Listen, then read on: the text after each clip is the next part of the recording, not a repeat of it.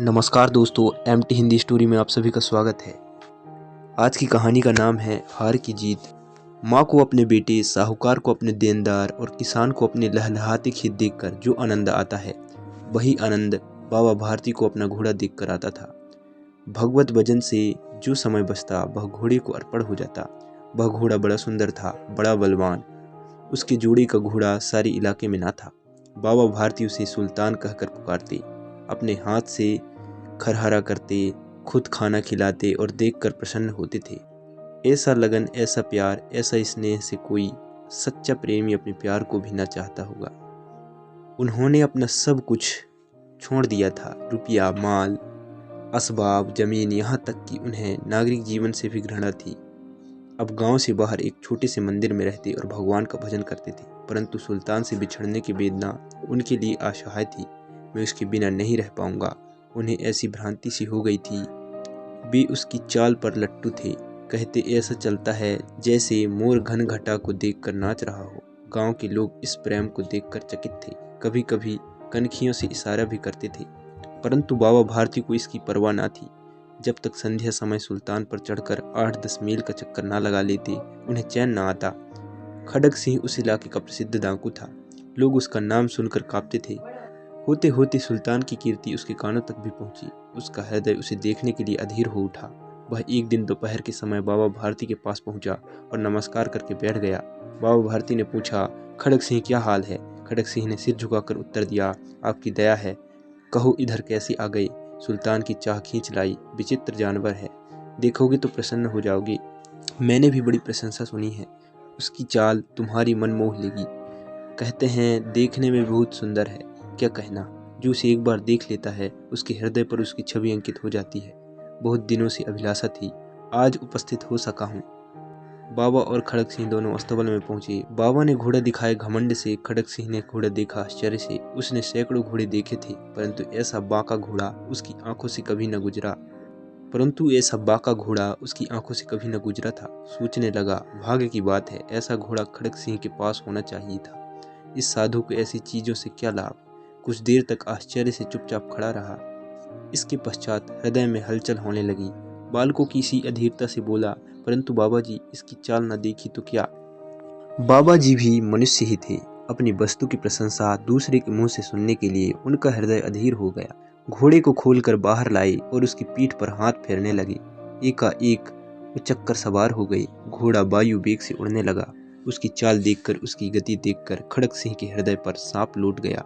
वह डाकू था और जो वस्तु उसे पसंद आ जाए उस पर अपनी अधिकार समझता था। उसके पास बाहुबल था और आदमी भी। जाते जाते उसने कहा, बाबा जी, मैं यह घोड़ा आपके पास ना रहने दूंगा। बाबा भारती डर गए। अब उन्हें रात को नींद ना आती थी। सारी रात अस्तबल की रखवाली में कटने लगी। प्रति क्षण खड़ग सिंह का भय लगा रहता, परंतु कई मास बीत गए और वह ना आया। यहाँ तक कि बाबा भारती कुछ लापरवाह हो गए और इस भय को स्वप्न के भय की नाई मिथ्या समझने लगे।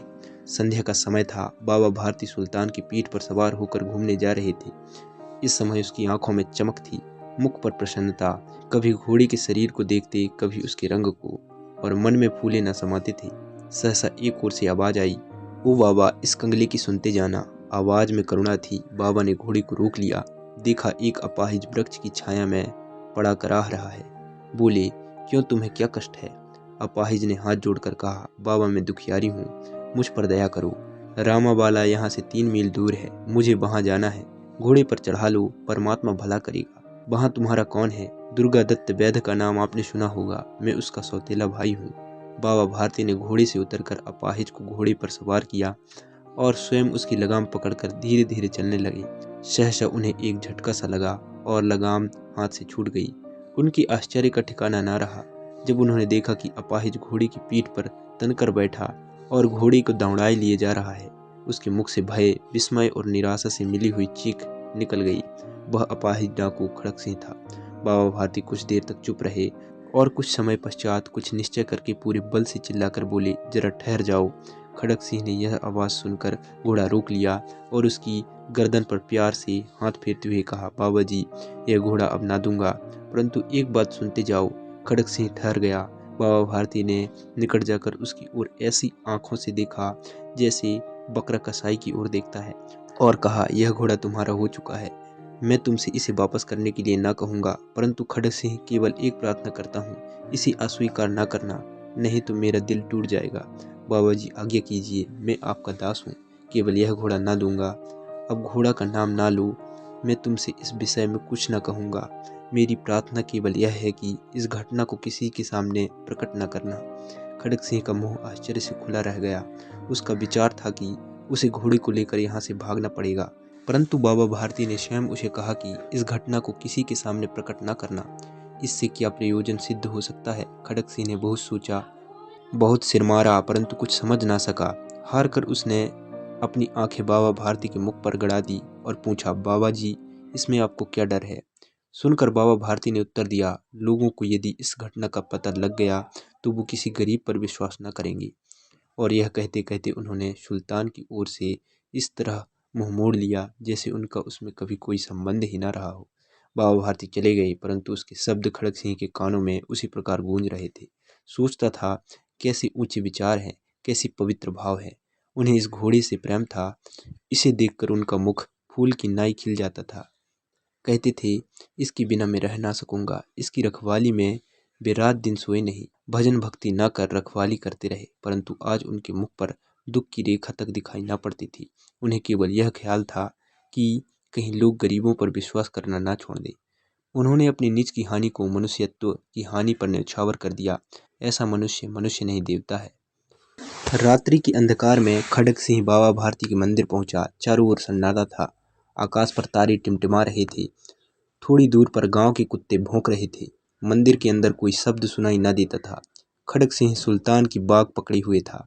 वह धीरे धीरे अस्तबल के फाटक पर पहुंचा। फाटक किसी वियोगी की आंखों की तरह चौपट खुला था। किसी समय वहां बाबा भारती स्वयं लाठी लेकर पहरा देते थे, परंतु आज उन्हें किसी चोरी, किसी डाके का भय न था। हानि ने उन्हें हानि की तरफ से बेपरवाह कर दिया था। खड़ग सिंह ने आगे बढ़कर सुल्तान को उसके स्थान पर बांध दिया और बाहर निकलकर सावधानी से फाटक बंद कर दिया। इस समय उसकी आंखों में नेकी के आंसू थे। अंधकार में रात्रि ने तीसरे पहर समाप्त किया और चौथे पहर प्रारंभ होते ही बाबा भारती ने अपनी कुटिया से बाहर निकल ठंडे जल से स्नान किया। इसके पश्चात इस प्रकार जैसे कोई स्वप्न में चल रहा हो, उनके पांव अस्तबल की ओर मुड़े, परंतु फाटक पर पहुंचकर उनको अपनी भूल प्रतीत हुई।